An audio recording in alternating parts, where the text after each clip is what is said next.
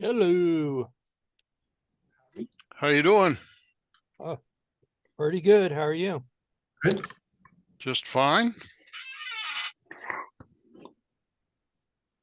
Was that? I hope that was a chair. Man, A chair? yeah. That creaking. Oh, yeah, this chair does creak. Yeah, we can make noise when we move around. Yeah. Yeah, well, the joints aren't that bad yet, but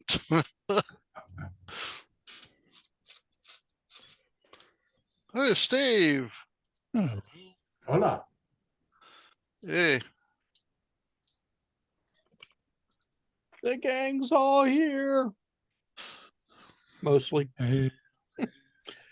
Are you back in California, Art? oh, yeah, we came back a week ago. Yeah. Yeah, Barbara had a bit of a medical emergency, so Ooh. we're back here getting a bunch of specialists taking care of. It's not life-threatening, but it's extremely painful. That is never good. Well, I mean, given the choice between being painful and being life-threatening, you know, Pain sounds like a good option. Yeah. yeah, it does, right? I guess you know about that, right, Jim? Oh yeah. Painless and delirious. Oh, I had some good experiences. Oh yeah. They were real as far as I could tell. This was it was better than grass or Yeah, I was out for like a week. They what they put me under with, I had some side effects. Oh yeah. It was a wonderful place. so they had you forced under, so to speak, as opposed to just being out from Yeah, whatever happened. yeah. I went in and then the doctor said I was dead. You know, he exaggerates. We know how bad he exaggerates. And then they put me under and did heart surgery and had a great time. But the stuff, my dad had the same thing. He's had a side effect to the anesthesia.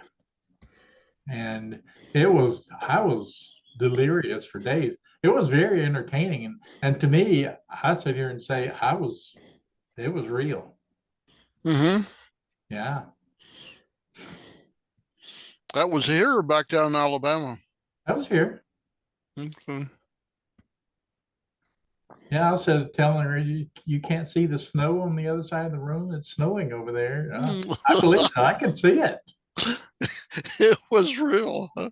Yeah. Then he took me into the auditorium and they started describing what I was seeing. And what I was seeing was, let's say, interesting. Okay. They Yeah, they well, they had you doped up really, They had really some good, good huh? stuff. Well, it's a side effect of anesthesia, and some people have that. Yeah. yeah, they're no longer feeding you any medicine at that point, but basically this is a residual side effect from the anesthesia. Yeah, yeah. But then it got after about a week, it got to, well, what did you see? I said, well, at this point, they knew I was getting better because what I saw couldn't be real. And they said, oh, that's Mhm. that's when they thought I was getting better. Yeah. And we're over at the hospital, uh, atrium, and a tornado comes through, and I hear the tornado, and I said, and it was shaking the building. It was bad. And of course, this is from a guy who had delusions for a week. Okay. Yeah. And okay, so I'm doing really well, but the building was shaking. And the nurse comes in and says, I'm going to get the hell out of here. I'm going to go down the stairs and get the hell out of here. And she says, you can't. You're you're chained to the bed. But at that point, I wasn't, but it worked. Oh, we had fun. But how's your measuring device? Uh, Art, your, My measuring device. I'm sorry. yeah, your glucose measuring device. Oh, you mean this? Yeah. It's, well, I'm on my second device now. They go for 2 weeks apiece. And I am really impressed with how convenient it is and how easily I can adjust my insulin intake and so forth and so on. The only thing is a little bit tricky about it now is they got me on a slow acting glucose. It's about a 6 hour down to the 1/E point in interaction. And so the problem is you gotta anticipate exactly what point, because it's easy to take too much thinking you'll speed things up. And so I'm gonna talk to my PCP, and there are about 5 or 6 different speeds of operation, running from it's almost instantaneous to what I'm on, and takes hours to react. And so I'm going to get on a little faster one so you don't have to, it's like shooting ducks. You got to lead them a certain amount, but not too much. Yeah. So here's the timing situation with insulin. With the slow acting stuff, you got to really calculate carefully so you don't overshoot and so forth and so on. And overshooting with insulin is potentially fatal. I don't know if you're aware of that or not, but if you overshoot with insulin, then it can crash your glucose down to the point where basically I think your heart stops. So you have to be very careful about overshooting. And the nice thing about this gizmo is on my phone, it's on my phone, is that it sounds an alarm as the glucose. So as you get close to the bottom end of the range, it goes beep beep beep beep beep beep beep beep, and then the only thing about that is that Barbara kind of gets annoyed with it happening at 2:30 in the morning. So, but I love it. I got to tell you, I would have paid for it myself if I knew how well it was going to work. But now the deal is that anybody's on Medicare automatically is eligible and has certified diabetes, basically is eligible for these gizmos.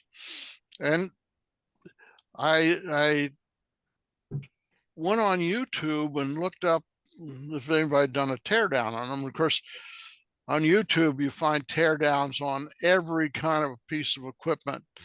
And so sure enough, there are a bunch of guys that have dissected these things.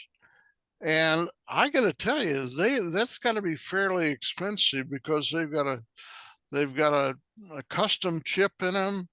They've got a coin battery in them and a bunch of circuitry.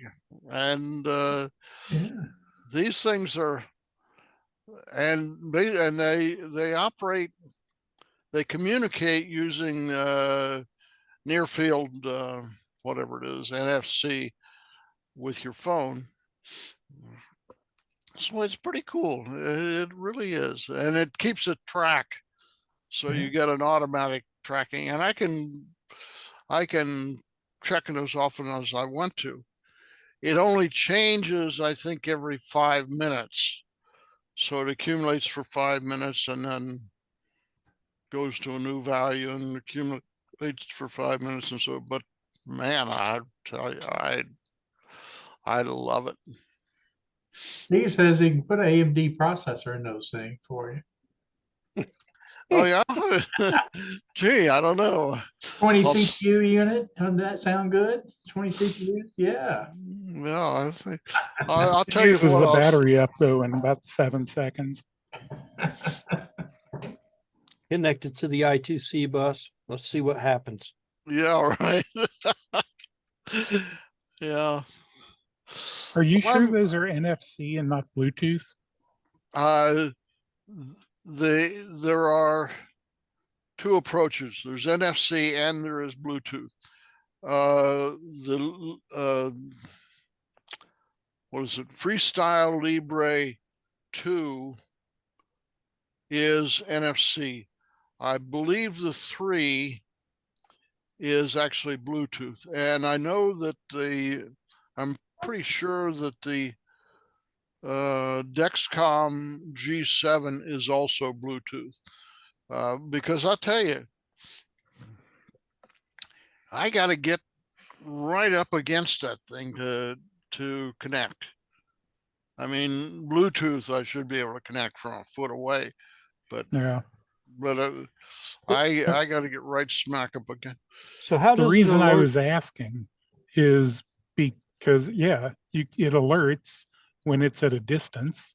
And my girlfriend's, or wife's now, hers, when she scans it, it beeps, but it shows graphs for all the time. And if her phone is far, far away, it flatlines. Now, what do you know which type she has? Which one she has? The Libra 2. Is a Libre 2?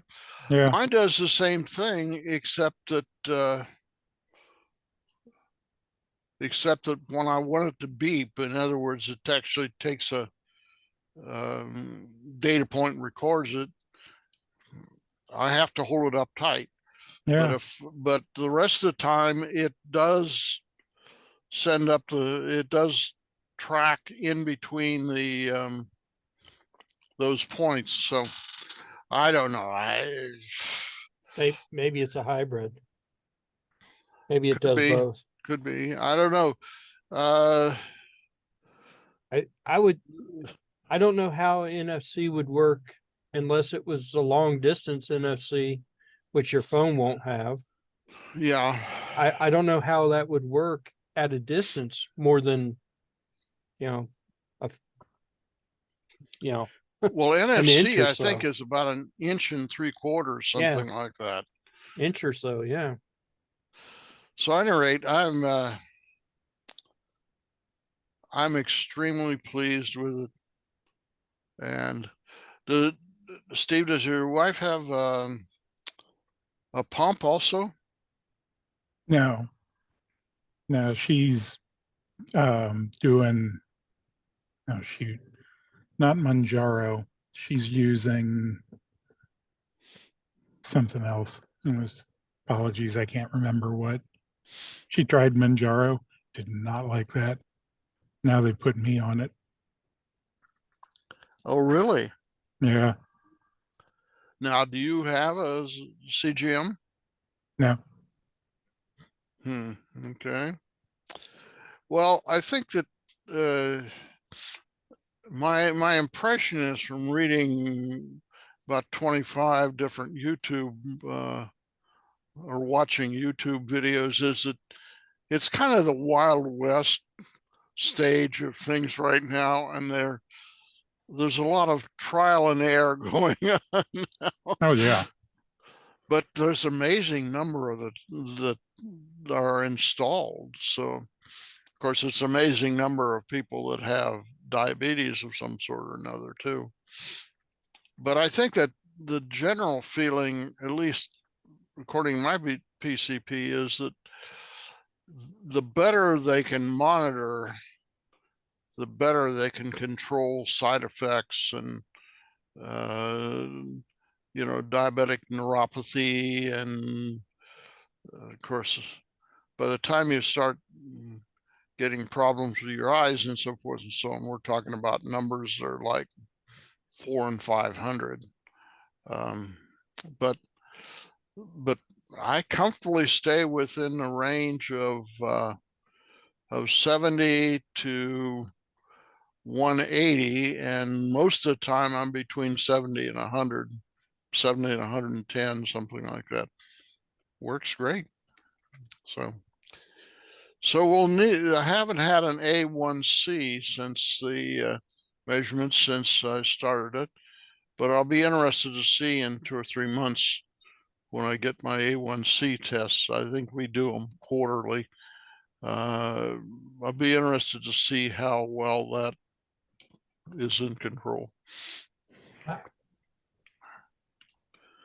Oh, they wanted to, I went in today to get my device checked. They want to rewire me. Oh, Oh, man. yeah? Yeah, my fourth wire. Oh, yeah. They don't do that anymore. They got a new one. They want to run a wire to the other side. Oop-de-doo. Oh, and I found out when they replaced the battery, it's the whole thing. Oh, so they don't just replace the battery, they Right. replace the whole pacemaker? Yeah. I got a brand new one, 2020. That's expensive. Yeah, I'm glad I don't know. It wasn't, I don't think it was terrible, but yeah. Well, I know about, let's see, my dad died 12 years ago, 13 years ago, and he had a pacemaker he had two, one in 95, the first time he had a heart attack, and then one about 6 or 7 years later. And what he told me is if he had to pay out of pocket, it would be about $25K a whack.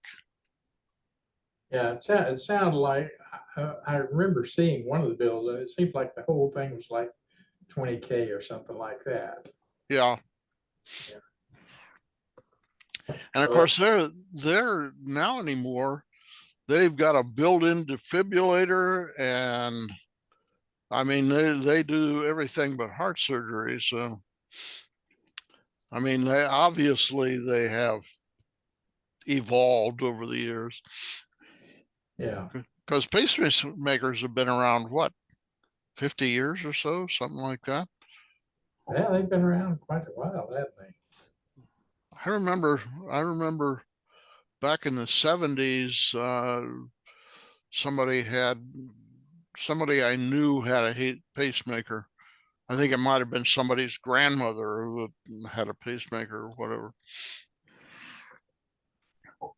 But now they adjust them all they bring up something, Bluetooth or something or another, put it on the chest, and they got a little console there that they can adjust the heart rate and the electrical pulse and so forth and so on. So it definitely is going towards the, what was it called? I remember there was a show back in the 70s called The $1 Million Man or something like that, where the guy was, man. Yeah, oh yeah. yeah. Steve Austin. Man, I think that's me, more like me.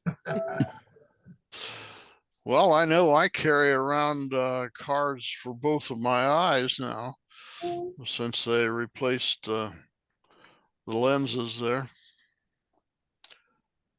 And I got to tell you something. If you ever have to have that done, that is a great operation. As opposed to what? Well, first of all, you don't feel anything. Secondly, you're awake all the time. And I have had lots of dental procedures that were more I don't want to more- be awake for any of it. actually they give you, it's like Jim was saying, they give you this stuff and you're perfectly happy to be awake. You just don't care. And they've got that down like a colonoscopy. They inject the stuff intravene to the drip, and you just go bye-bye. And it's not bad. It's not bad at all. I had heart surgery, and it was roughly, the heart surgery wasn't bad. Yeah. When they put the wires in. What have you been up to, Steve? Anything new? Anything exciting? Nothing major. Went to see the doctor and they decided to put me on Manjaro. So, bleh. Wow. Do you have any side effects from that? Yeah, it makes me feel old. Oh, And well, up until, get used to that. Yeah, welcome to the club. Yeah. yeah, but I didn't before. And now, I mean, reaching over my head is fatiguing. And I've got this constant rushing sound in my ears. And I feel like I'm hoarse all the time. And that's only the first 2 weeks. So, Really? yeah. Well, a lot of times, your body will accommodate it to these medications, and when they put me for high blood pressure. They put me on God, what was it called? The common name is Norvasc, which is a vasodilator, and I felt like a wet rag for about I don't know, 6 months or a year, and eventually my body accommodated to it, and it did a terrific job on the blood pressure. So, at any rate, Yeah. Hopefully it'll just fix things. Ooh. I don't know. Just feels weird to me. so if you get one of these CGMs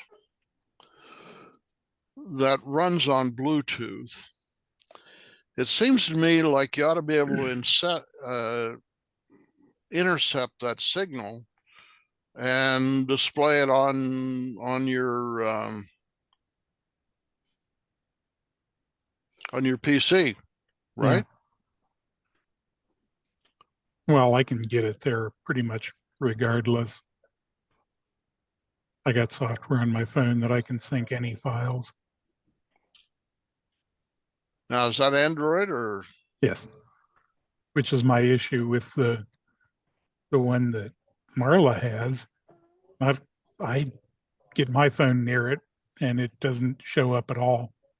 So I don't know if it actually is NFC. I'm not going to go out and buy a new phone if they decide to put me on something like that. Have you got an iPhone?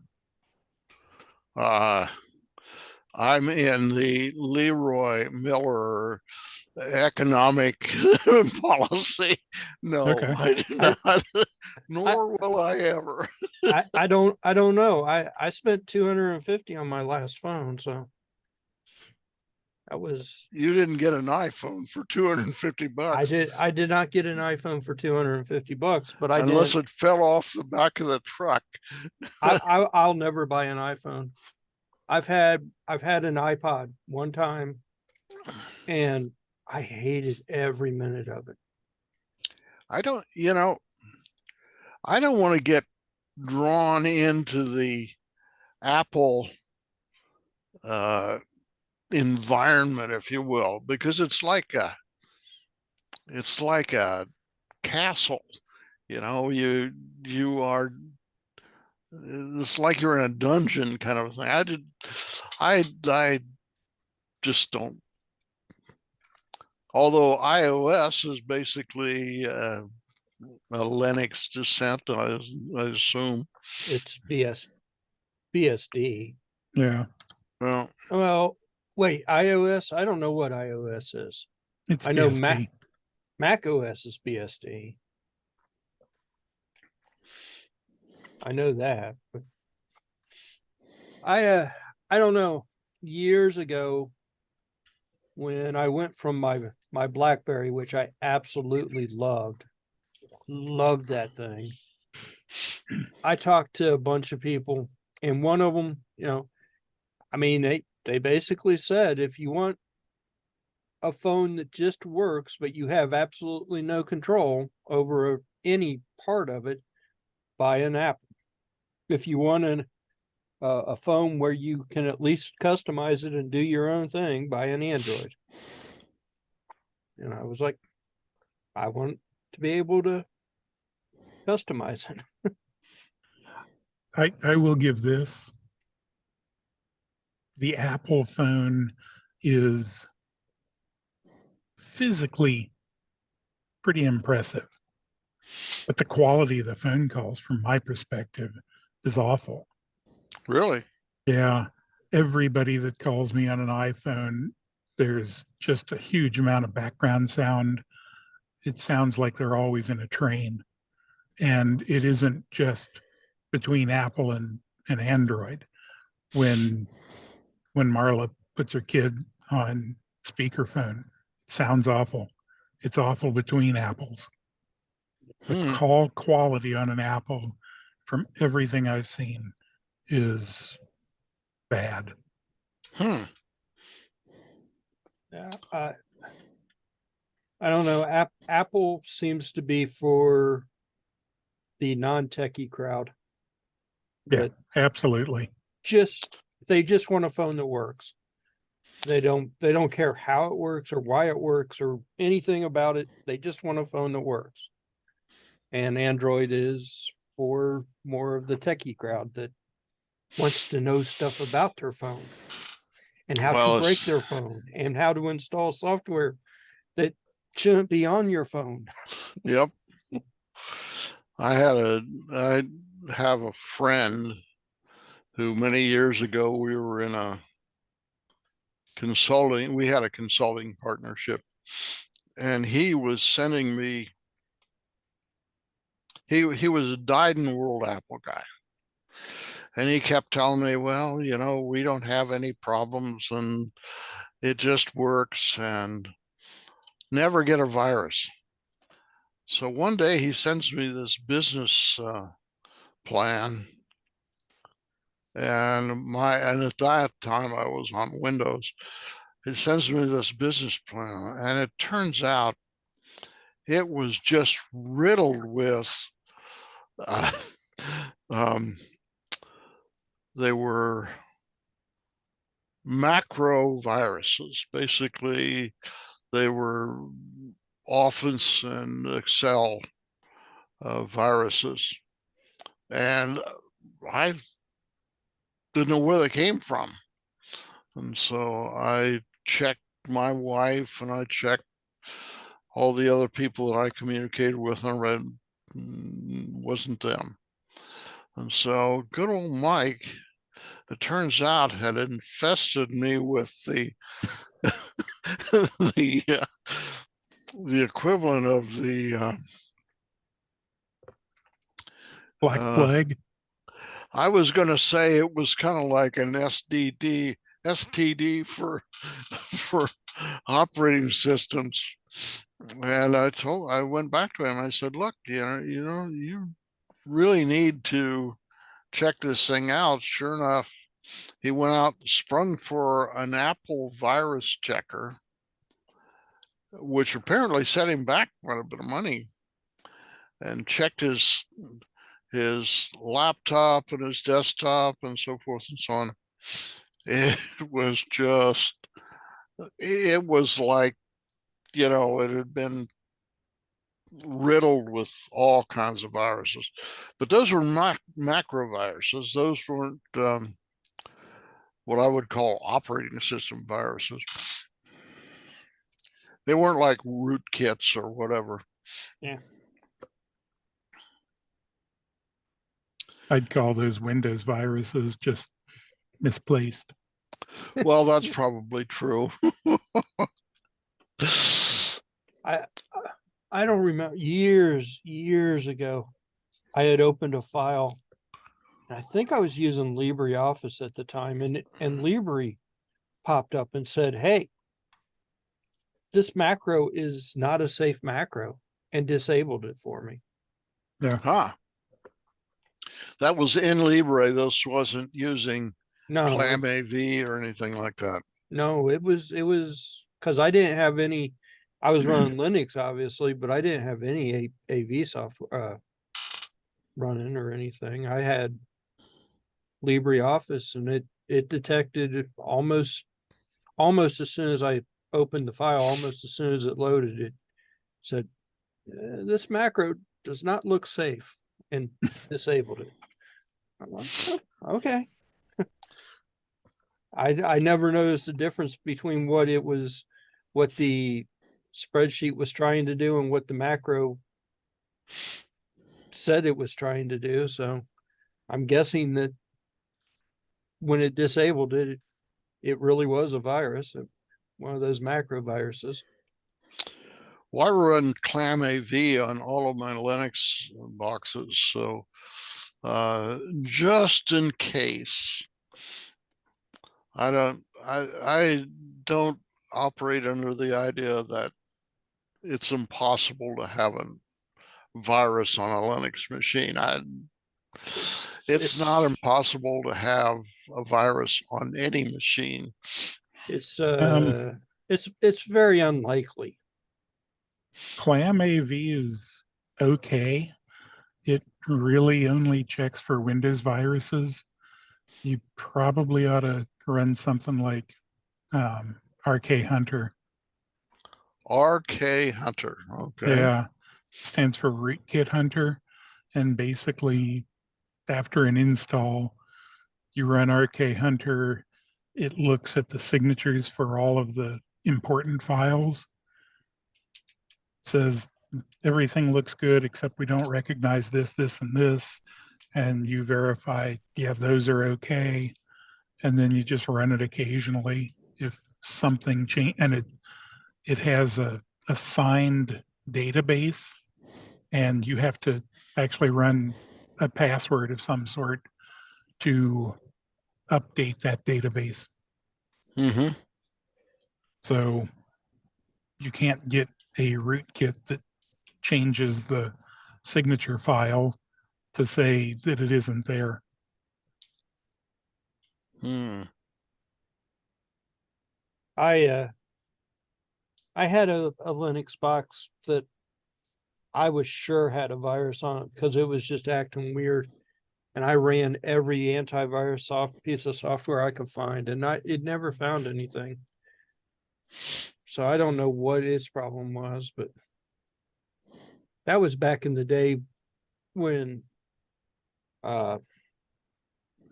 Windows viruses were just everywhere. You download a piece of software and you're guaranteed to get a virus. One I liked a lot was FPROT. That one had scanners for Windows, Mac, and Linux. They all use the same signature files. Yeah. It actually could recognize the 20 or so real Linux viruses that existed at the time. And they're still in business. They've got a free Linux ISO that will scan a Linux or Windows box, probably Mac too.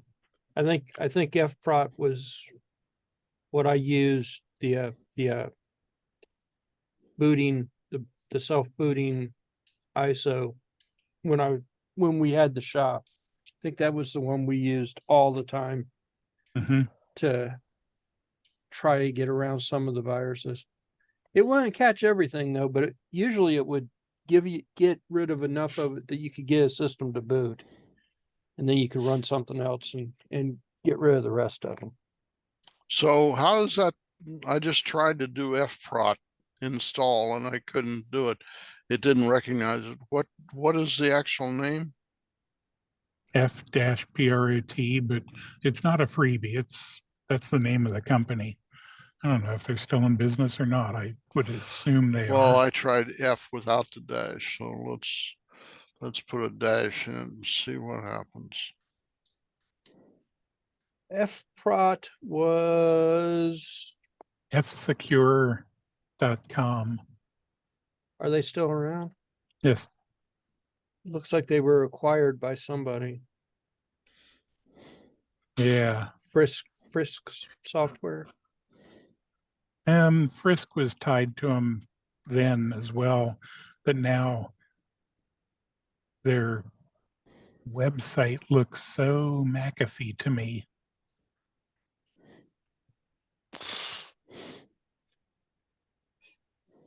And that's just scary. Yeah, that is definitely scary. What was their website? Because I don't see their website. f-secure.com.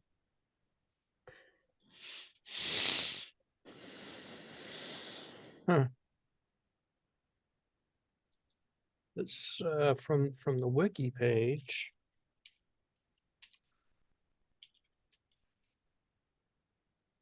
Oh, there it is. F-Secure Online Protection. Yeah, F-Secure. Yeah, there it is. f-prot.com goes to something called Cyren, CYREN.com. And it looks like it's some sort of security thing, but I don't see what it's for. Malware detection.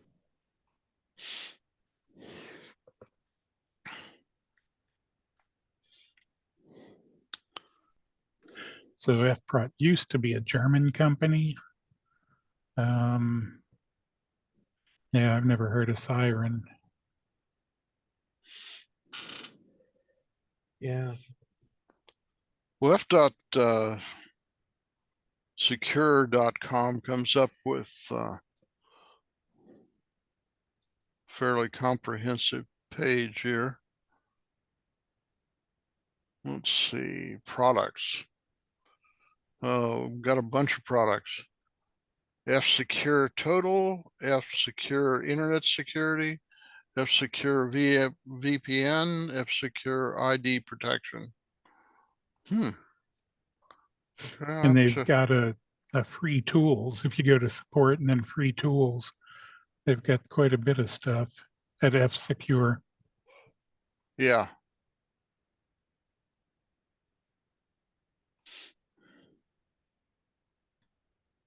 Mm.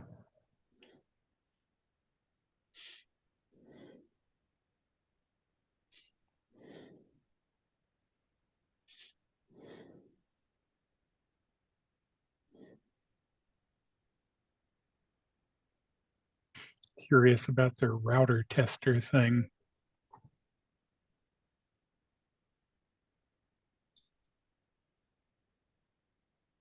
They had I remember using a router tester thing. I'm pretty sure it was from fprot years ago. It would tell you if there were ports open. And then it would tell you if there were ports open, if they were known good ports or bad ports, and how to shut them down.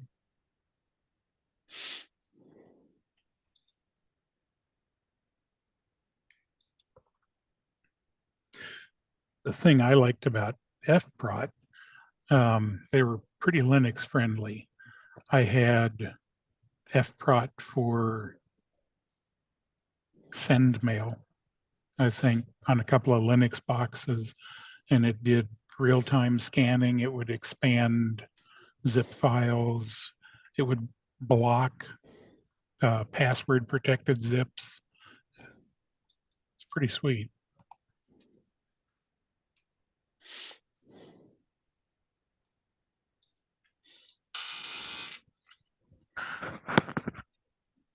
I think it was fprot that we used because it was a bootable CD. Mhm.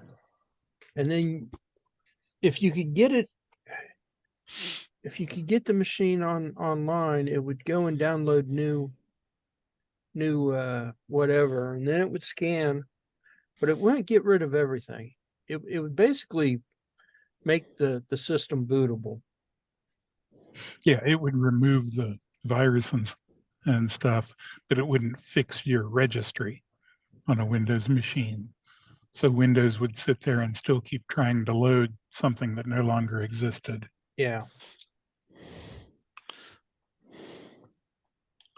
There's a simple solution for that. There is. Don't use Windows.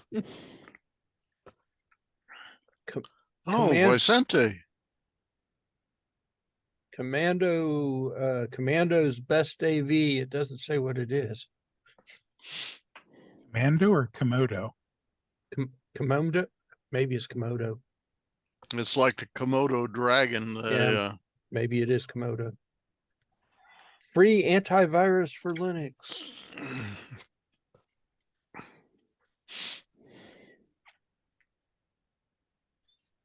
Real-time behavior.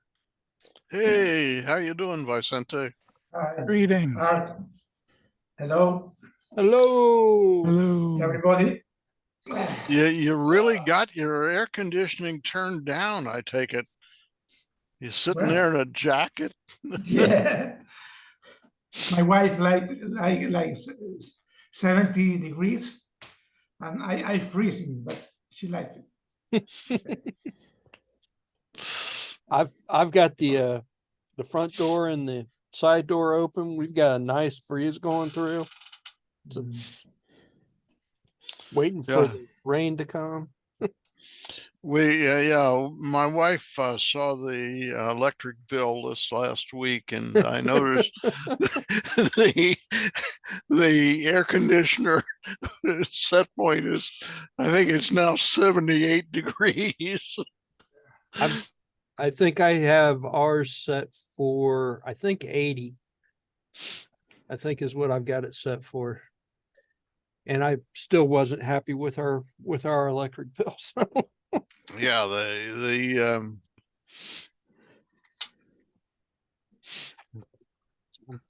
well, in PG&E here in California, they allow you to set a trigger level above which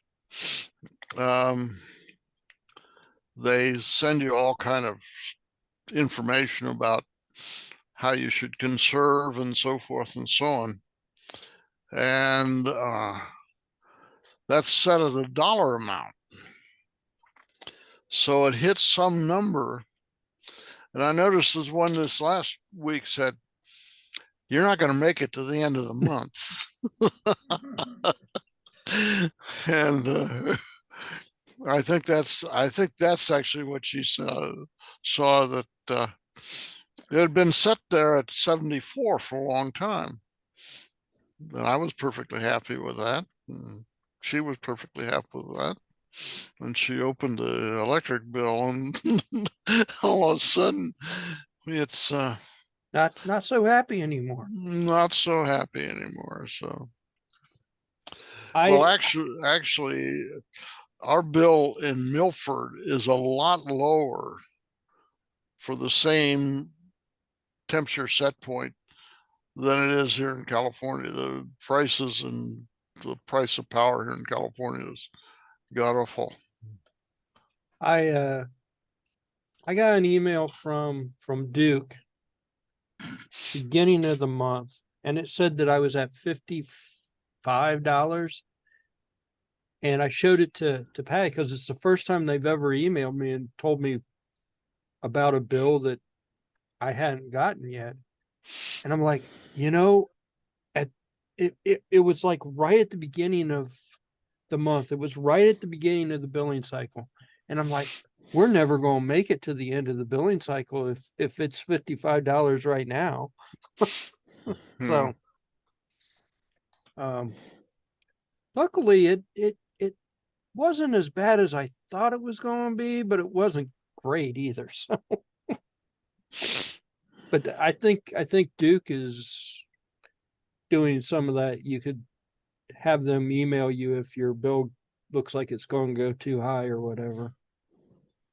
I don't know what you could do about it. I mean, you got to have the electric. Well, you just set the number higher. Or just turn it off altogether. No, you just set the number higher. You set, if it's at 300, you set it at 350 or whatever. You set the number higher and they don't bug you. And they don't bug. Yeah, but they still want their money. This is true. This is true. I get them in the summer and the winter time because I like to keep the house fairly warm. Of course, this is not a big deal in California, but in Milford, we use a little more juice and or a little more. I think it's mostly gas in the wintertime, but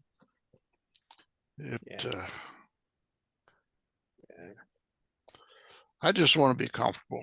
I I mean, I want to be comfortable. I don't care. I was actually kind of quite surprised. Our winter bill is actually cheaper than our summer bill. I would have thought it would have been the other way around because we've got gas for the heating. But our winter bill's $20-$30 cheaper usually. So I have no. Almost 3 times more in winter because we use electricity only. Yeah. That's electricity plus gas, right? No, just electricity here. Just electricity? Yeah. No gas. They say that in a couple of years we will have gas, but I don't know. Oh, but you don't have gas now? No. Well, I have gas, but for my generator, 500 gallons of gas on the ground, but I don't use it for heating.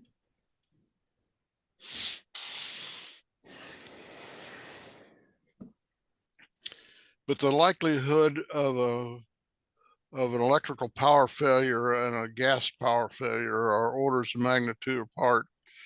The chances of your gas failings much lower than the chance of your electric failing. Yeah. I don't know about that. Not in California. Well, I mean, they've got rolling blackouts, but how long does it take them to reset those vibration gas valves when those close? Oh, well, you're talking about in the case of an earthquake. Yeah. Well, fortunately, we don't have those as nearly as often as we have blackouts from the electrical grid. I mean, the PG&E, they're the ones that allowed the fires to start and killed a whole bunch of people and so forth and so on. They've got quite a reputation, let me tell you.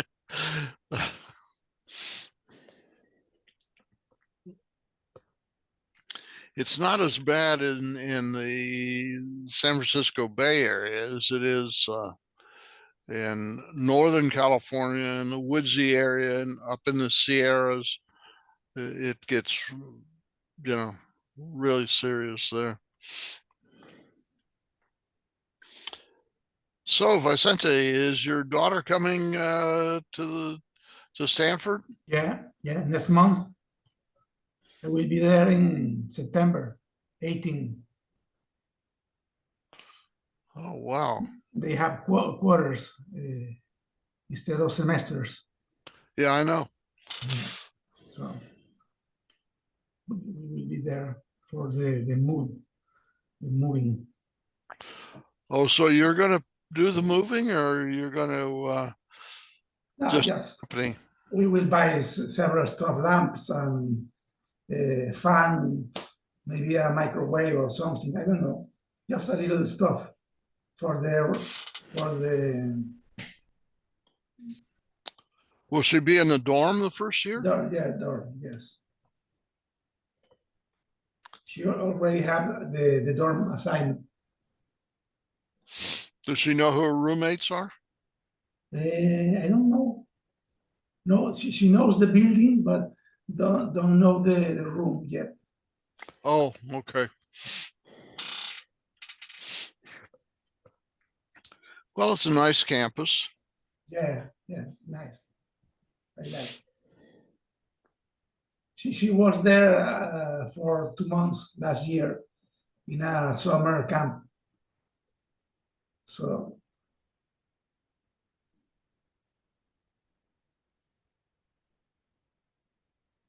she knows how it is.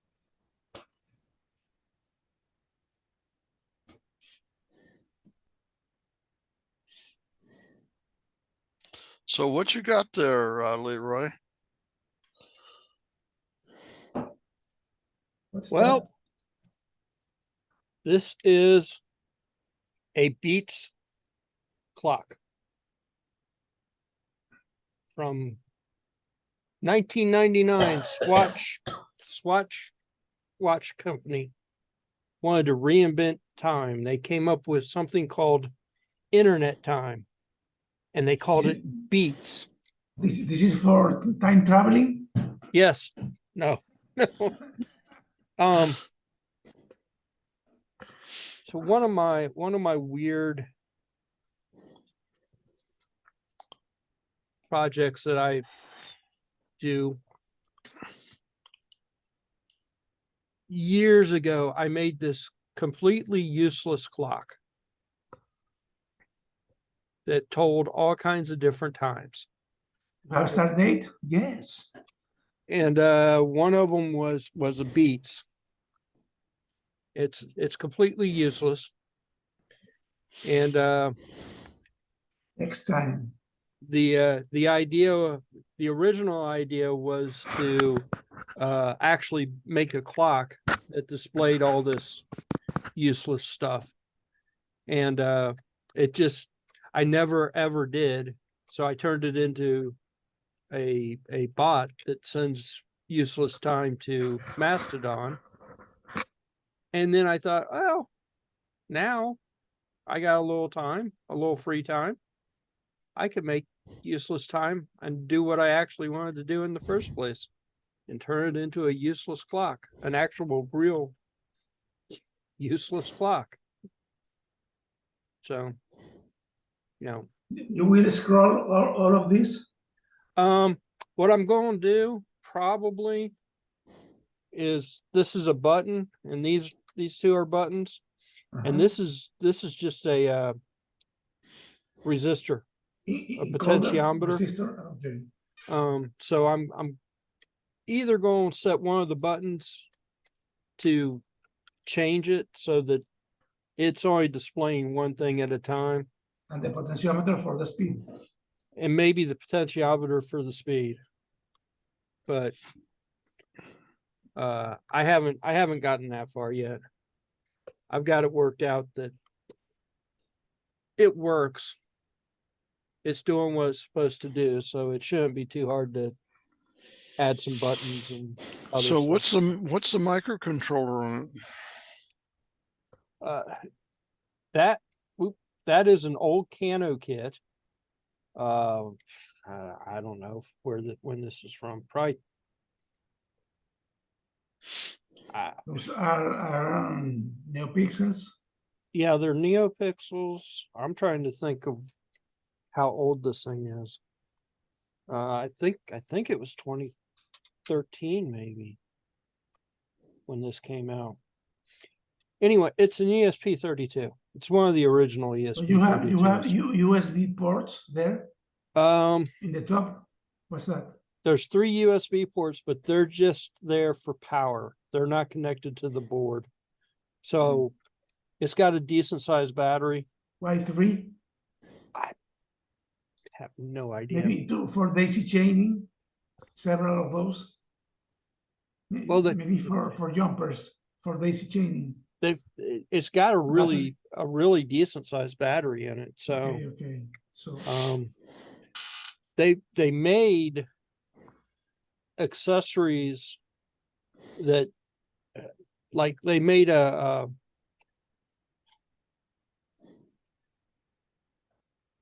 like a distance sensor, but the Okay. distance sensor didn't actually talk to this. It talked to the Raspberry Pi, and the Raspberry Pi talked to this. So I really don't know why it has USB ports. I have plugged half a dozen different things into it, and none of them actually work. I mean, I can power up something, but it doesn't actually connect. Maybe some kind of row connector. Maybe they have power, RAM, and I2C or something.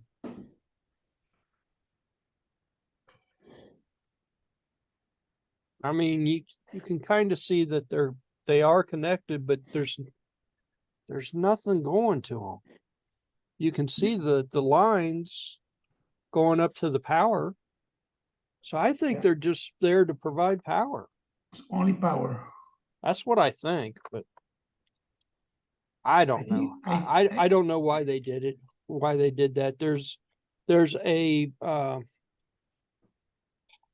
pressure sensor and temperature sensor on this thing that don't look like they're hooked up, but they're there. Maybe they use the standard of USB, but for connector sensors, like a Grok connector.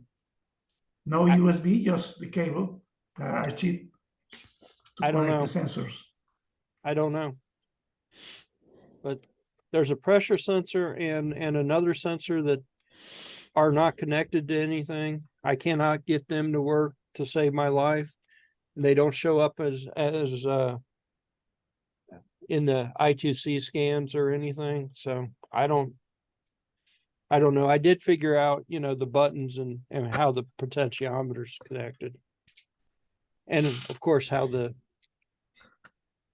matrix is connected. But I couldn't figure out any of the other stuff about it. That's one of my weird, that's the weird project. The fun project. The Vicente project. So you say this is 2013? I think so. Maybe an Arduino or something.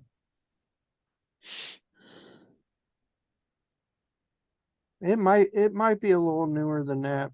I was looking to see if there was a date on here, but I don't see a date on it. Those are the 16 bucks eyes. Those are the $16 eyes. That's what they look like when they're powered on. Is And it do a what? picture? Yeah, it's just a picture.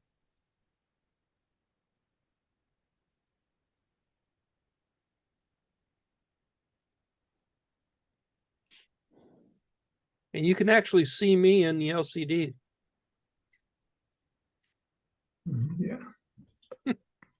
Yeah.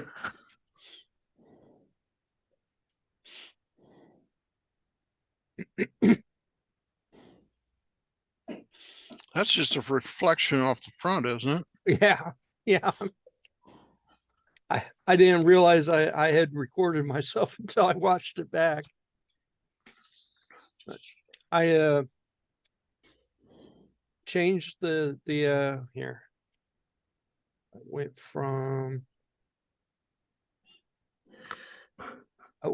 this one, which only had the one eye, to the the microcontroller and the little tiny 4-channel servo controller to the bigger 8-channel servo controller, and the bigger 8-channel servo controller, like I said last week, does not use anywhere close to the same commands. You can see the 8-channel back there. It's hiding back there. but it doesn't use anywhere close to the same commands that the 4-channel uses. And let's see.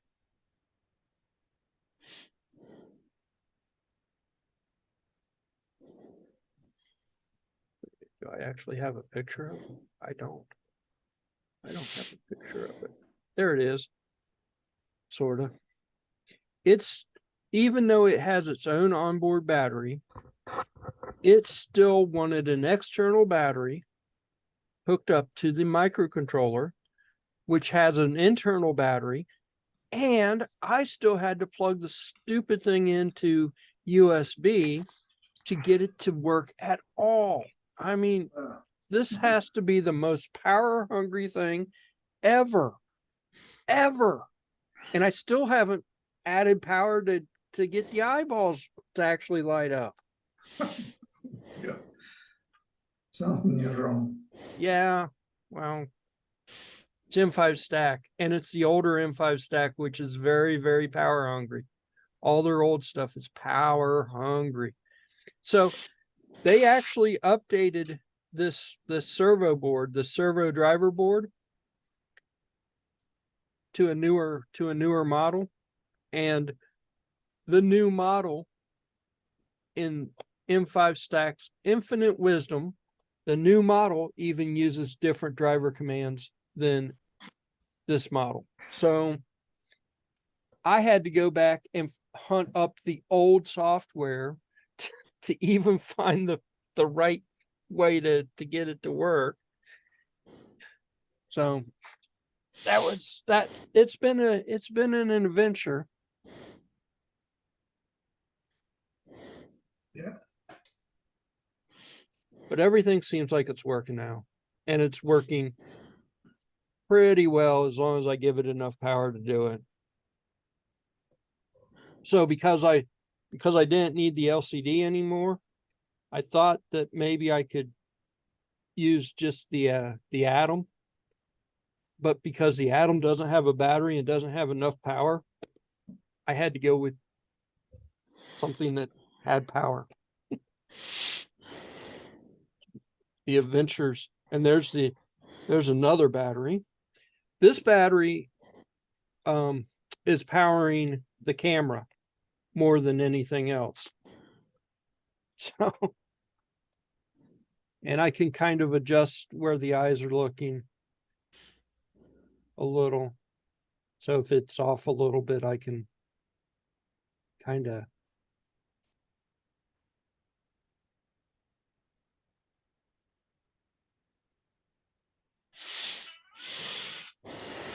And then this is still all part of the same project. The TV that you can't see. This is an Arduino Uno, just a ordinary everyday run-of-the-mill Uno with a board called a Movi, M-O-V-I, which is it's an old board. It's onboard Linux. It's a speech synthesizer and a speech recognizer. So I thought that I could use this for like offline recognition. And what it's on here now is it will play a game of, wow, Battleship. Okay. Now, I ran into problems with this too. Not so much a power issue, but it does actually require 12 volts to run this. So you got to plug into the barrel connector. The recognizer, the original Battleship that I found wanted to use the word miss when you did not hit something. Every single time I would say the word miss, it would say hit. Every single time. So I changed miss to no. And that seems to actually have fixed the problem. So I don't know what its deal was or why will not understand miss. But it also needs an external mic. It's got an onboard mic right there, but the onboard mic does not work well with the Battleship. So you use an external mic and everybody's happy. So this is become it's become there's I think I counted what five processors for this simple project.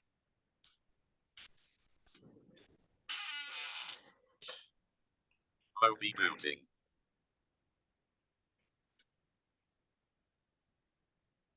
Ready. All sides. Computer. Place your chips. Start. Say a coordinate. For example, Alpha 1, Charlie 3. You can also say pass or surrender. Lo dejé. Alpha 1.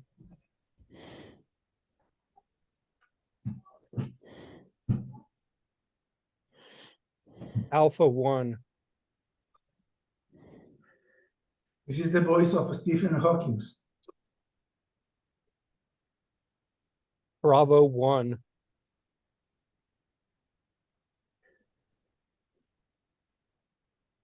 Bravo 1. Sorry, I didn't understand that. Please say a coordinate or surrender. Pass.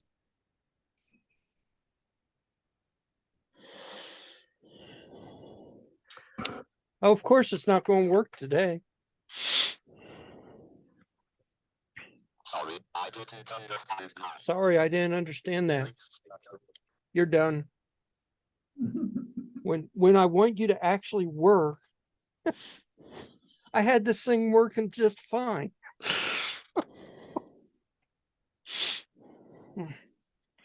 It's just camera shy. It's camera shy. Oh. So Battleship is a little, whoever wrote the Battleship program for it has some, a couple of logic errors in there that I need to go and fix, but I mean, for a basic demo, it kind of works. But I thought about maybe making a tic-tac-toe program, something really, really simple for it. But that's my thing. And now I was going to get a Y cable on the output and go into one side, go into the TV input, and one side go into the other ESP32, so that it would display the stuff, the speech, and wouldn't get all kinds of background noise and stuff. So at least that was the idea behind it. But The voice kit, the Google Voice is online only, right? I think so. I have like a 10 kits in the basement. You remember that they cost like $4.99 or something Yeah. without the Raspberry Pi, but Yeah. they were very cheap. You know, somewhere I think I've still got a couple of those kits. I don't know where those went. Huh. But you need web connection. Yeah, I don't think I need any more of those kits. You I need wonder what happened one, to you those. just ask. Yeah, Vicente's got too much stuff too. too much stuff. Too much stuff. So much stuff. Micro Center has a 3D printer, open I saw- box. I saw a lot of 3D printers, big and cheap. I think very nice. But Micro Center has an open box 3D printer for $60, but it says it's missing parts. Oh,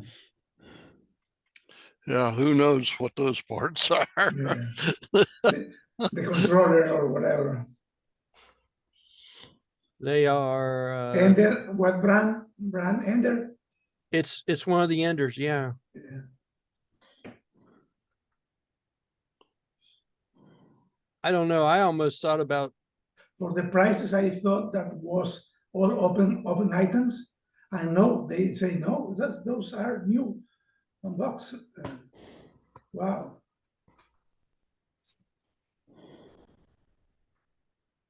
so I think I know why they're clearancing these out. I think a new Ender's coming. I think an Ender 3's version 3 is coming.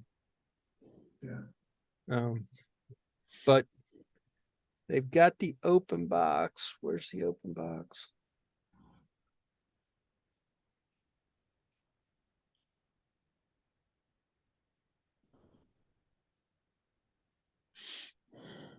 So sometimes it's just a floor demo. And Yeah. maybe it has everything. It has all the parts. But who knows? Well, the price, $60. I was like, $60. Plus Yeah. 200 hours of your time. Incomplete, parts only, sales final, no returns. $60. And the model? It's the Ender 3 version 2. Okay. Now, then they've got two of them that are half price, and one of them is a little bit more. But I was thinking, if that's the floor model, it's got a lot of time on it. They printed a lot of stuff. Well, maybe you can go there and ask the guys which one is full complete Yeah, and just pick up. just have them bring out the $60 one and say, I want to open that before I buy it, since there's no returns. Yeah. See what's wrong with it.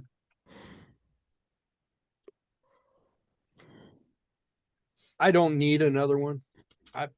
But $60. That's the trap.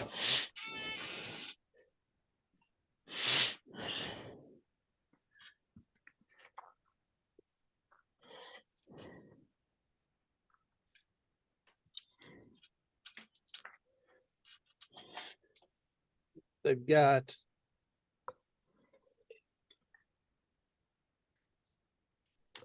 quite a few open box ones right now, but all of them say that they're missing parts. So I don't know exactly what that means.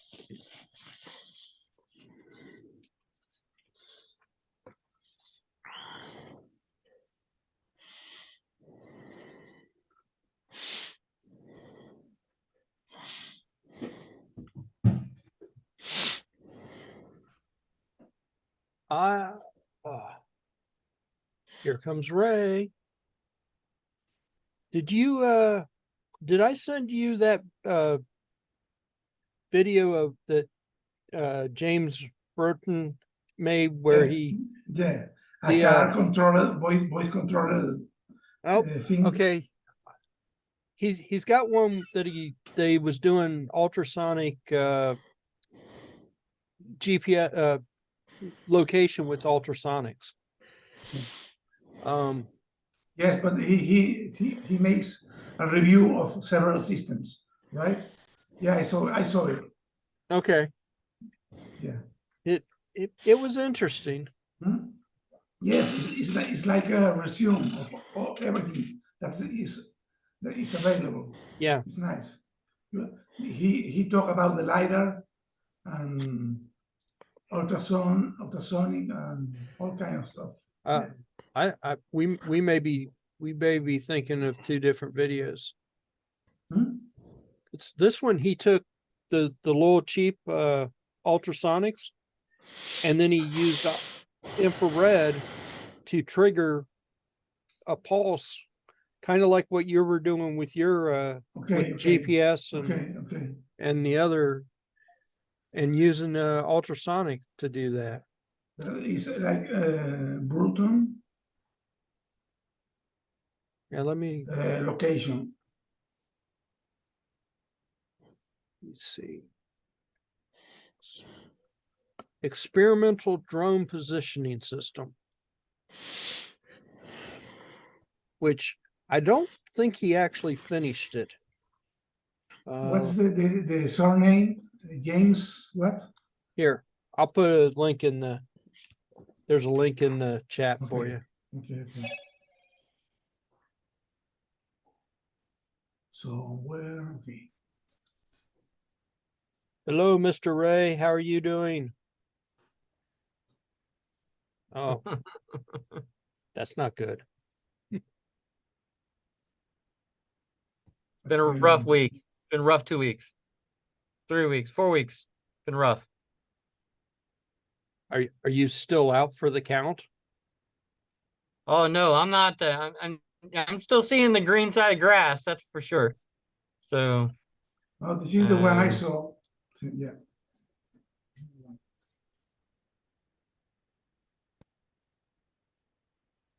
Where is Ray? I don't see the box. I'm still here. Yeah. I have I need to span my window. Now, okay, hi. Now. How are the lasers coming along? That's one big reason I'm not having such a good week. 2 weeks, 3 weeks. Yeah. Now he showed his hand. I So win, so. this is why I'm not How was the laser? Good time. Nice. no. It's just Uh, cruel. we got the lasers in, start putting the lasers together. I got my air compressor working good, and I got my transformers in place, started wiring stuff up, and the electricians I had here, they put in the safety disconnects, and all that stuff is in place. We got the conduit and the wire pulled over, and I was like, hey guys, the main breaker panel is 243 phase. It's supposed to be 483 phase. Ooh, And Little detail. I talked with my wife about how she was supposed to order 483 phase, not 243 phase. So we spent a bunch of money getting the 240 in here, and they did the wrong thing. It was supposed to be 480. And so now I'm looking at purchasing 480 panel, sub panel, cover, main breakers, sub breakers, and the electrical companies around here are like, yeah, that's gonna be about $12,000 to $14,000. Holy And cow. yeah, I'm like, are you freaking kidding me? How much for a step-up transformer? I looked at that, but it would eat up a lot of amperage and a lot Maybe of cheap. dollars. It'd be a good temporary solution to me, but it wouldn't be a good long-term solution. Because right now, if I was using 243 phase and I needed it for other stuff, maybe rarely using the laser machines, then a step-up transformer would be an okay idea. And the power supply, use a new one from the supplier. So no, Change not gonna work like that. No. No.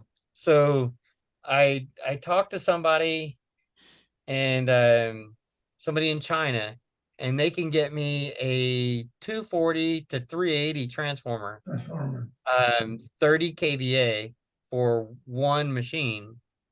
And By C. By C, and they 5 months. yeah, so that one transformer is about $1,200. Okay. Yeah, that's not so bad.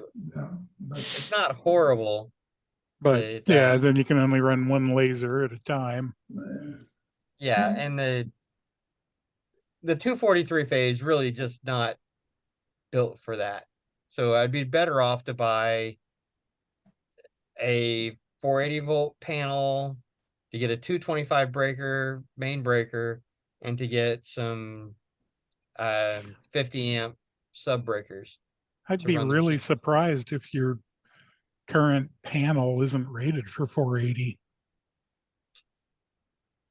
It's not. Huh.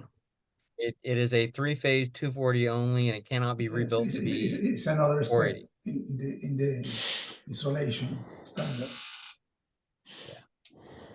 Oh, I looked, and I wanted to see if I could take out the 240 main breaker and put in a 480 main breaker, and then put in 480 sub breakers.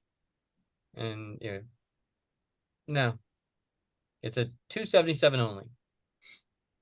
So Weird. I looked at the price on new 480 3-phase panels, sub panel tubs, whatever you call them, the face doors. Oh my gosh. That's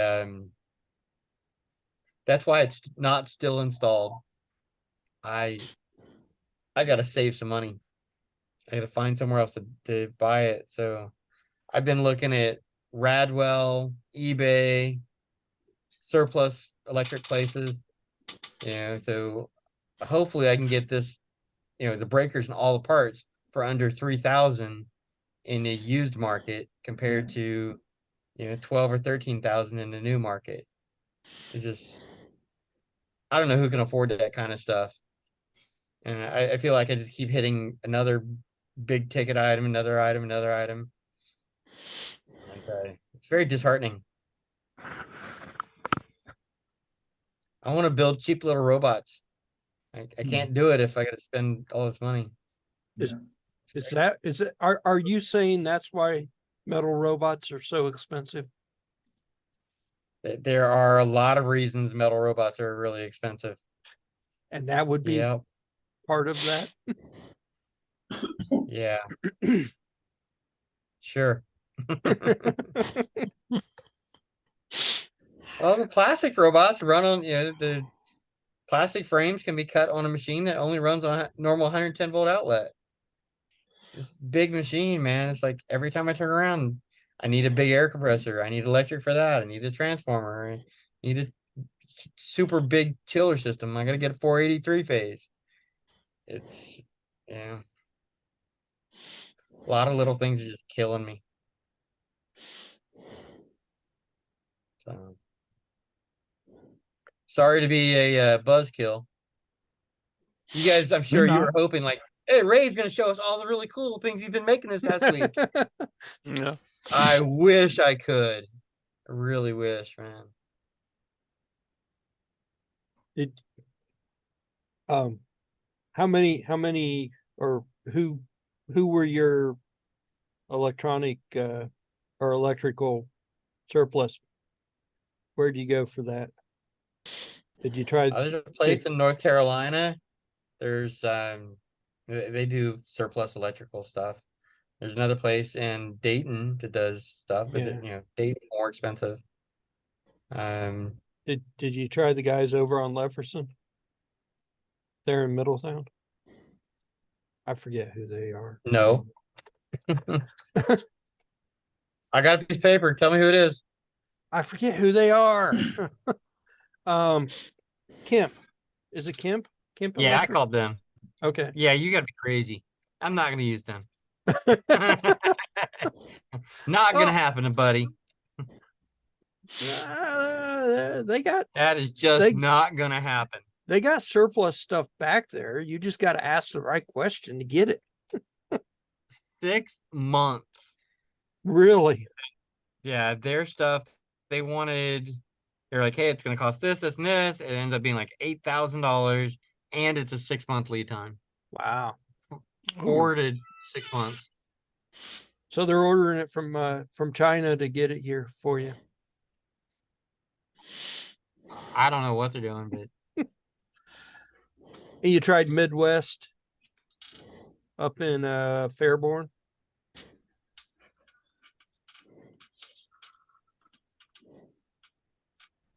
Midwest Electric Supply. I haven't tried them all, man. Give me. They don't have a great website, but their phone number is 937-879-2250.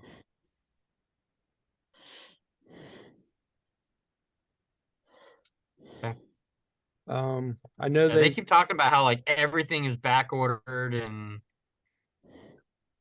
it, yeah. Midwest is actually like surplus. So their inventory changes all the time. So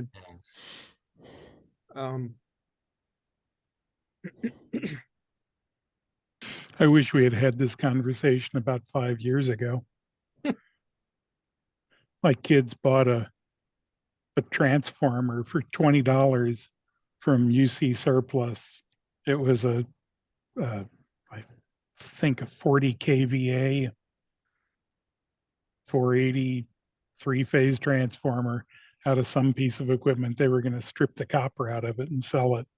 And if they had been able to actually cut all that copper, they probably could have. They ended up scrapping the whole thing for, I don't know, like $80. Yeah. Well, It was surprisingly heavy. several years ago, every one of our laser machines came with a transformer, 110 volt boost up to 220 transformer.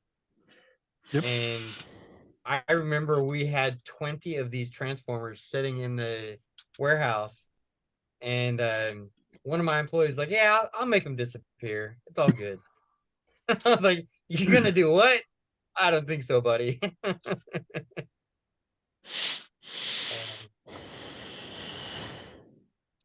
But I know I've got one massive transformer over at the Journal building, but I don't want to move it. I think it's an isolation transformer for 480 to 480. I would be amazed if it doesn't have 240 taps. Most of those big transformers are designed with dozens of taps. We've got these specialized transformers here that go from 480 down to 380. And I was thinking, man, if it was designed like, tap like that, to where it's tip to tip, 480, I could rewire it to run 240 across. But no, they didn't build the taps like that. That thing is a single purpose function transformer. And it just about pissed me off when I looked at it. I was like, there's no other wiring to it. No other tap. Because I mean, if it would have had, a center tap and then be able to change the like H1, H2, and H12, H13, that kind of stuff. I could have rewired it and changed it to a 240 boost transformer instead of a 480 buck transformer. And it didn't work. I was kind of upset. Have you tried HDR? They are in Cleveland. I would drive to Cleveland. I was in Cleveland the other day. HDR Ontario. HDR is a huge, absolute massive industrial surplus. When you call them, I don't see their phone number. You have to actually have an account with them to buy stuff. But it's easy to get an account. You just tell them who you are and they will assign you a rep, and the rep will walk around with you out in the warehouse while you're looking at stuff. And Ray, you will come back with way more than you wanted. I went to keep laughing at me. Thanks. I see Vicente, and that's 4 out of 5 laughing at me. Okay. I think James over there is just kind of like dazed off though. Although he'd be laughing at me too. They, Um, I just did a search for three phase. Now, it's not specific to anything in particular, but they've got a lot of three phase equipment up there right now. So oh, good. I'll look at it. it's I've looked at HDR before. Yeah, HDR Um, is a great place. So the other day, just about 36 hours ago, 48 hours ago, my dad says, "Hey Ray, you're looking for some monitors, right? For my computers." Yeah. 20-inch monitors, LCD, a couple years old, probably 6 years old. 35 of them for $350. That ends up being 10 each. They're good quality monitors. Says they all work. I mean, $10 each. It's not bad. So it was 1 mile out of my way as I was going up to Ontario, Ohio. And I stopped by and picked them up yesterday morning. I ended up buying some more of the small form factor Dell computers. I like those. Windows 85. What's that? Operating system, Windows 85. Windows 85 now. The Hopefully it's small- going to have to be Windows 10. Okay.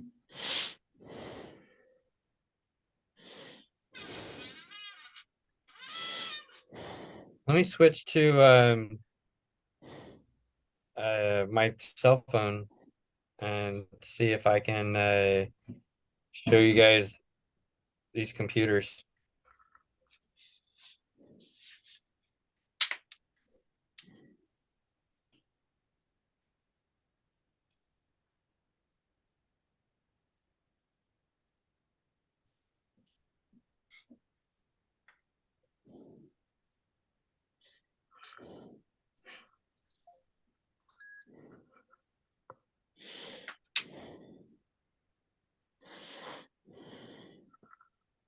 Recording in progress.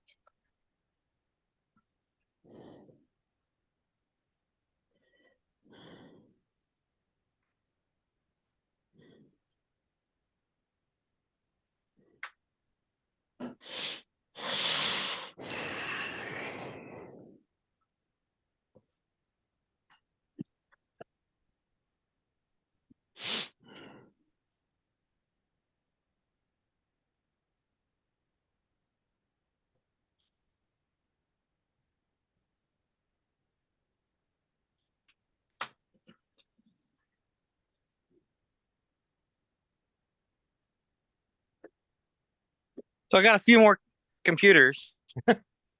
Nice. Just a few. What are they? And these are i5 computers.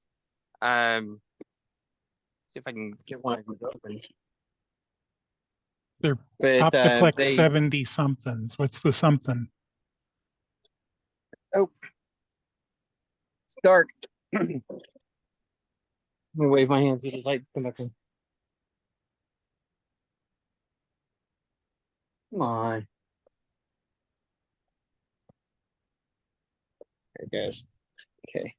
So um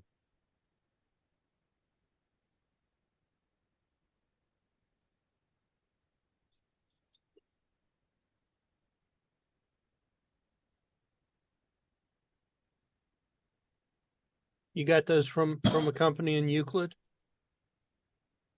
I got them from just south of Columbus. It's a neat little company. They mainly do printers, but I mean, you look down in there and it's got 4 sticks of RAM. So I'm thinking it's probably got at least 8 GB of RAM. The hard drive's still in it. It's running an i5 processor, and which is a quad core. So it's got a DVD rewriter, everything on it. And I paid $20 each for these. and I've got a small form factor graphics cards, nice graphic cards to go in here. So these will turn into good computers, really good ones.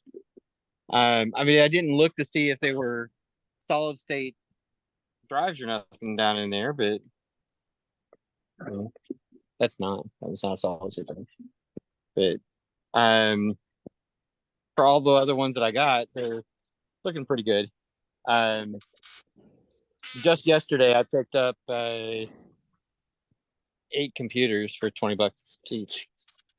But I think one of them is probably not going to be any good.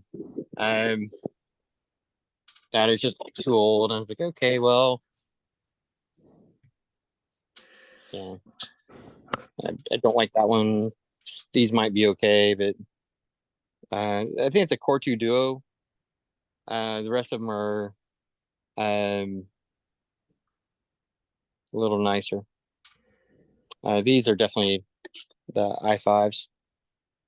So, these are worth the money. These, just the 4 right there, worth the money I paid for them. Yeah, that's also an i5. So 5 of them are i5s. Yeah, those are worth it. You know what Gen i5? It says right on the front of it, 7th gen i5 right there. And that one just says i5B Pro. And they're probably older because they say Windows 7. But this one's not. This is newer. Do you know if they're 70/20s, 70/40s, or 50s? Up at the top, it says what they are. Oh, this one's a 7050, 9020. So the 70, Under 50, the sticker. the 50/20, 70/20, 90/20s are all the second version of those. The 70/50 or 90/50, whichever, that's the 5th version. It should be that'll be a hex core i5. The others will be quads.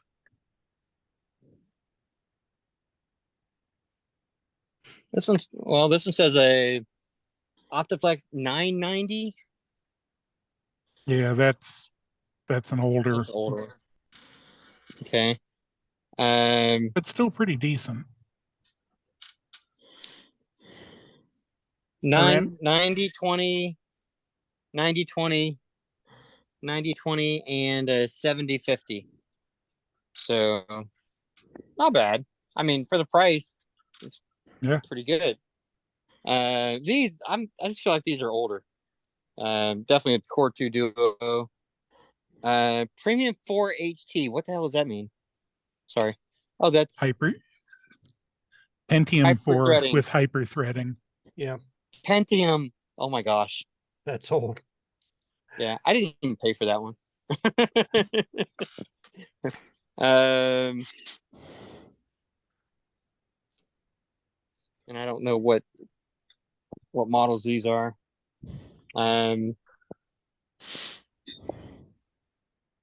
8000 Elite small form factor.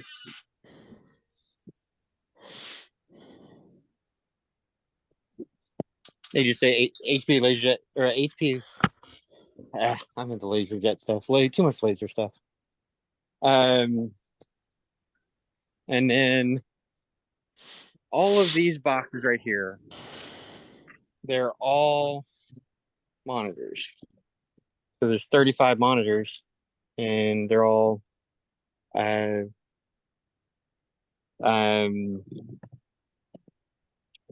1600 by 900 resolution, and they've got the VGA, DVI, and standard power cord. So, I got a few of those.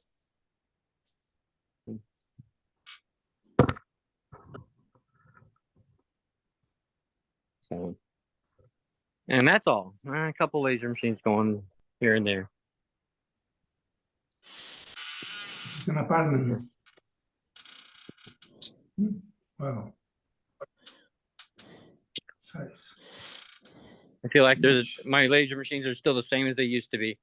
The air compressor is doing good. Doing real good.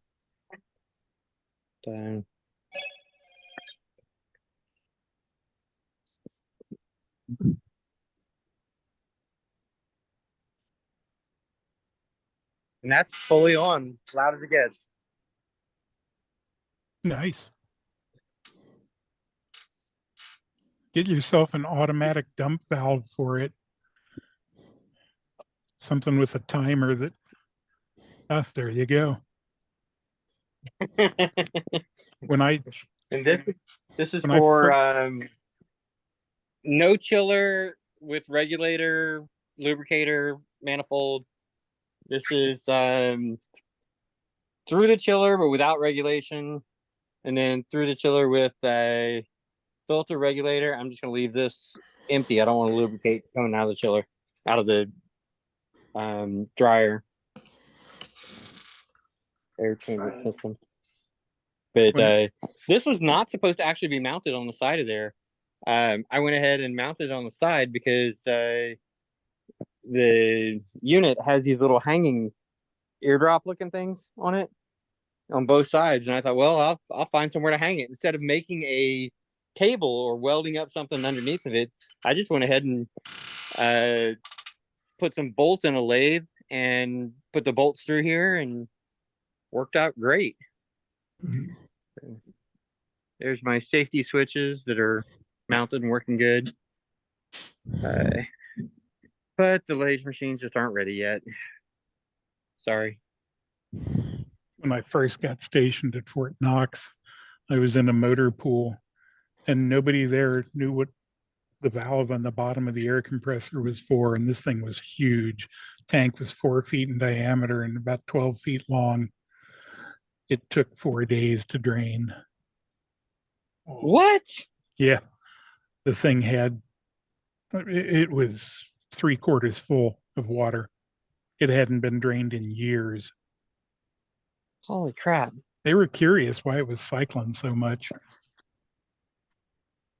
I mean, was that draining like a little bit here and there, or did just leave it open and let it spray? Just left it open and let it spray. It had a little tiny 1/4-inch valve on the bottom of it, and it was filled with rust. So it was coming out pretty slow. So this one, I've got a pressure blow off valve underneath of it, and where it used to have just the valve coming out of here, the top, but now Right. I moved the valve off to the side with a T, and then brought that out to the front as well.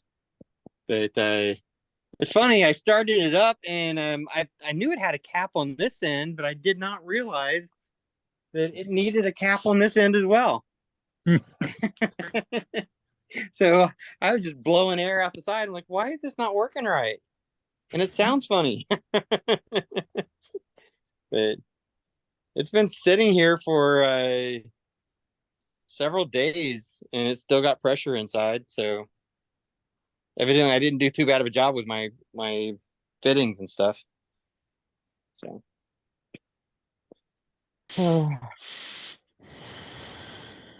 I bought the Quincy version of the filter, and no thanks. So I bought a crap ton of fittings from the store. You know, then I cleaned up all my old fittings, and I sorted everything out. And I couldn't believe as many fittings as I bought at Lowe's, Home Depot, and Harbor Freight, and other places. I used almost all of it. I just couldn't believe it. I used up all those fittings. You know, just here and there and there, and more hoses, and another reservoir tank and stuff like that. But, so we use these reservoir tanks because you need to get airflow in different directions, and you can't just use a 200-foot long air hose. So you don't get airflow when you do the 200-foot long hose. So, and then I was working on the machine, and I had to use my lathe. I come out here and find out that some of my employees had been messing with the lathe, and they goofed it all up, broke a safety switch and stuff, and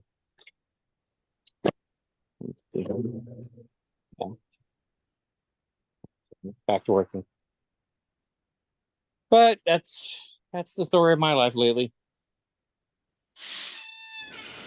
Good stuff. So we got a bunch of the leftover stuff for a while for working on electrical.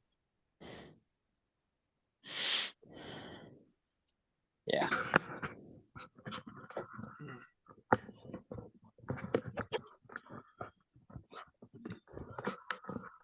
Yeah, I wish that I could just use an old panel. Not gonna happen.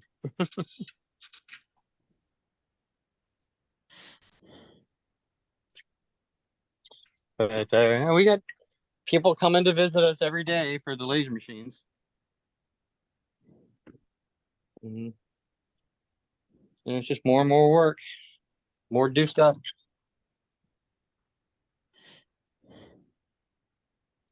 Do this, do that kind of stuff.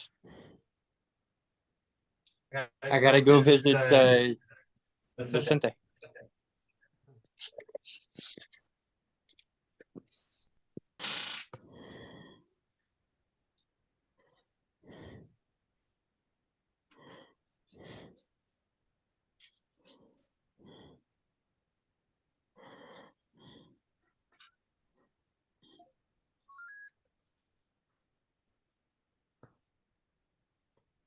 It's an infinity mirror.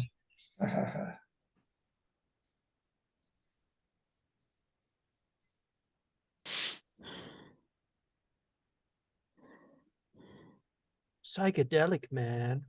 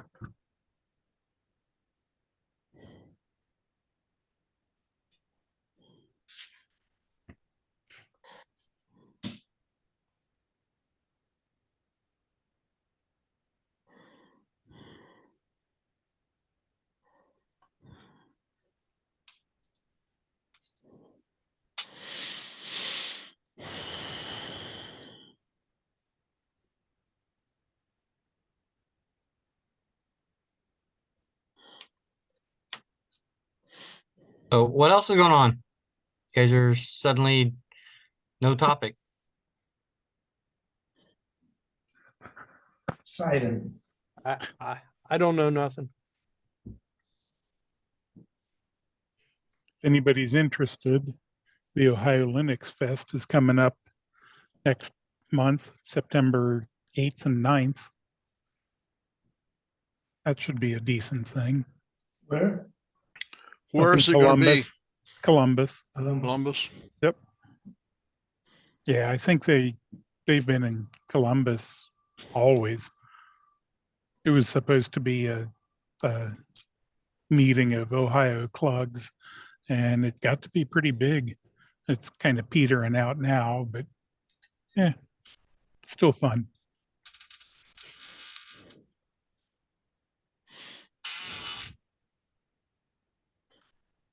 How many days is it, Steve?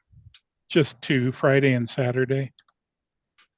They do the Friday because they have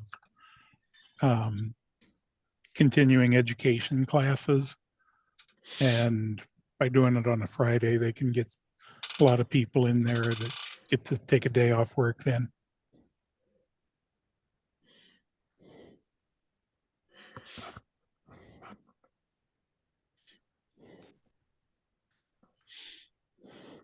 Um,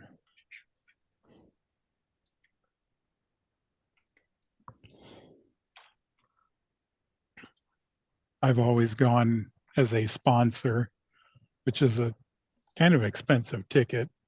This year, I'm just going as a more pedestrian supporter or enthusiast, I guess.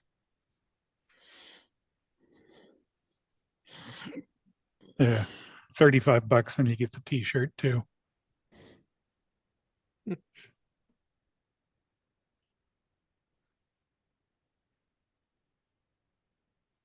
Where is it in Columbus?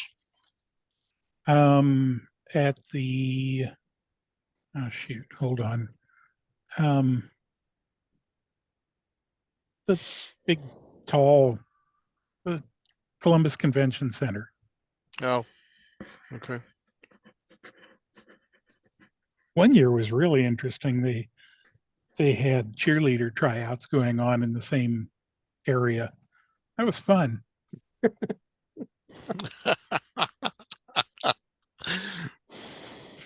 One time I was up there, they had I don't know, some furry thing, bunch of people running around in costumes.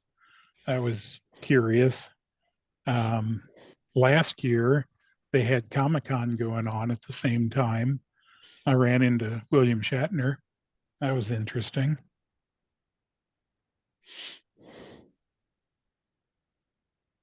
Dunkirk. Yep, Captain Kirk. Have you seen the new series, The Strange Worlds? Now, It's funny. They made a musical. One of the chapter was a musical. They found some kind of strange fields that forced them to sing all the time. So all the crew was singing and dancing all the time. All the chapter was funny. Was a musical in the okay. Enterprise. Didn't even know that was a thing. Huh. I really haven't watched Star Trek since the first season of Discovery. It's before the original series on time. It's Yeah. Captain Pike. Yeah. It's very well done. I like it. I like the Enterprise itself. The set is amazing. It's amazing. It's the best ship in TV in the show. Was huge, and they have a lot of scenes in the kitchen and in the bar. It's very funny. Captain Pike enjoy making meals, so it's always they are in the kitchen talking about any problem and eating food. It's funny. It's different.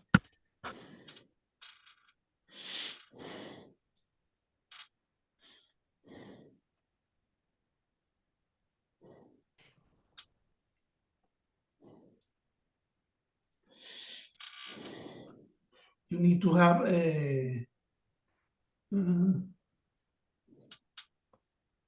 what is the service? The stream service is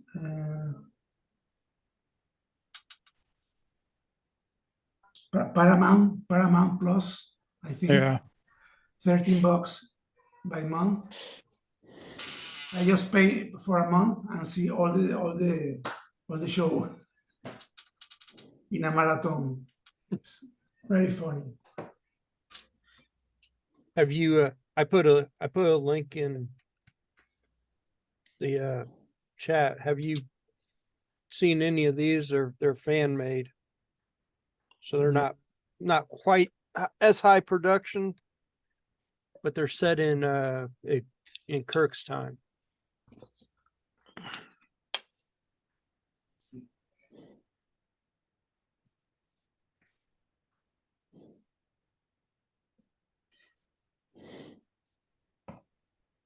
you can see a lot of the in YouTube, you know, Yeah. of this strange world, strange worlds. Mm.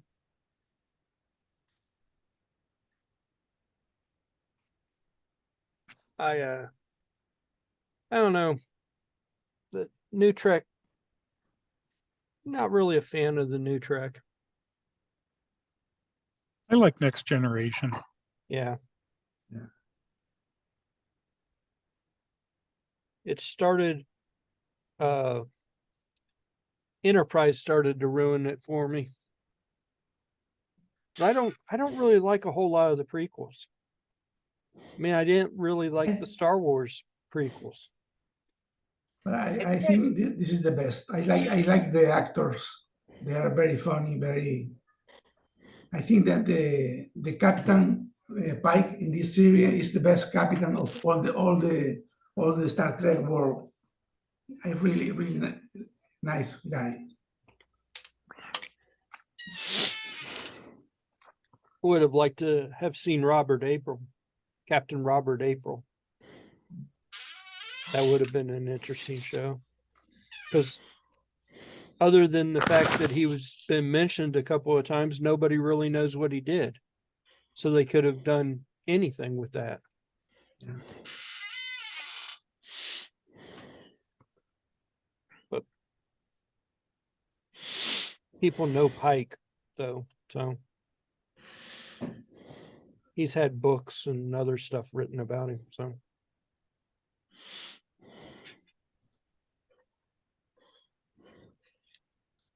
Have you guys seen the show The Orville? Mhm. It started out like really slow and you're wondering what the heck is going on. Then it got interesting. Then it got stupid. But the last 3 episodes actually Got really better. good. Yeah. Oh, they're really good. The last 4 or 5 episodes, I guess, were really good. But I guess in the middle of their run, um, they pulled out some edgy stuff. They did some stupid things. I was like, okay, I was on the edge of just not watching the rest of the series. And then somebody told me, hey, you got to watch it to the end. The last 4 or 5 episodes are really good. You know, they're not the stupid crackpot joking, making fun of each other. The end, I mean, the last 4 or 5 episodes, they made sense because of what happened towards the beginning of the whole series. But the last 4 or 5 episodes pulled a lot of things together. There were some major battles, some stuff that really did make sense. And they tied up yes. a lot of the loose ends. There's really one open loose end that I know of with those. Star Trek. Dun dun dun.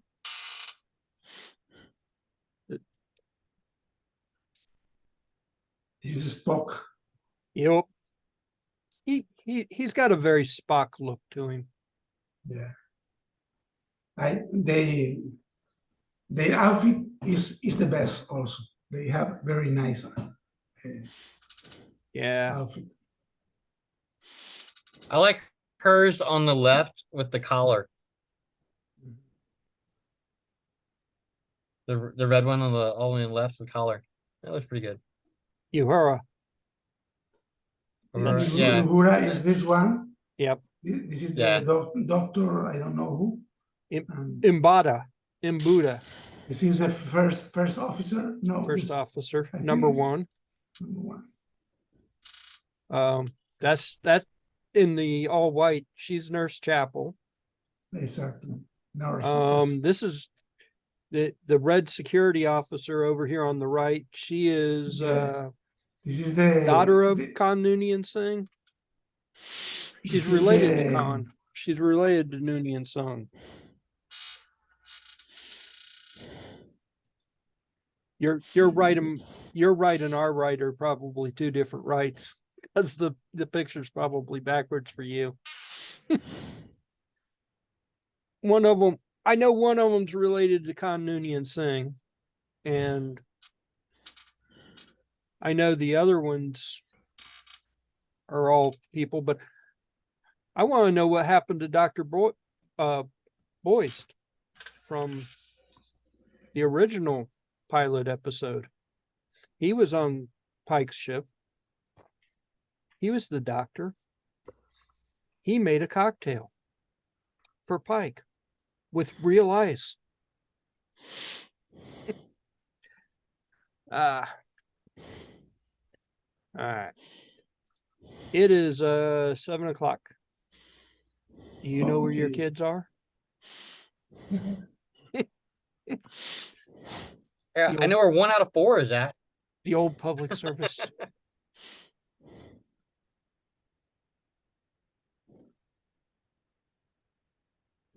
Oh no, the musical.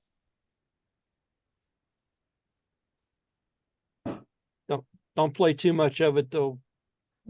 YouTube will hate me. Paramount will come and get me. It's funny.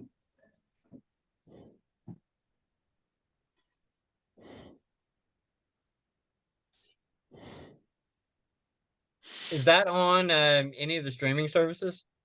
Yeah. Paramount Plus. Okay.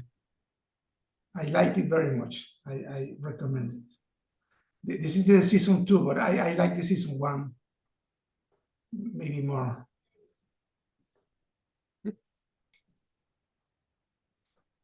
The, All right. All right. So finish. Well, guys, I got to get going. Yeah. I Yep, think Same here. I think dinner's just about ready. We are virtual Everybody next wait. week too, right? Yes. Yeah. Yep. I'll be Bye. in Nevada, and then the week after that, I'll be in China. Oh my Ooh. Oh God. joy. Enjoy. Bye. See you later.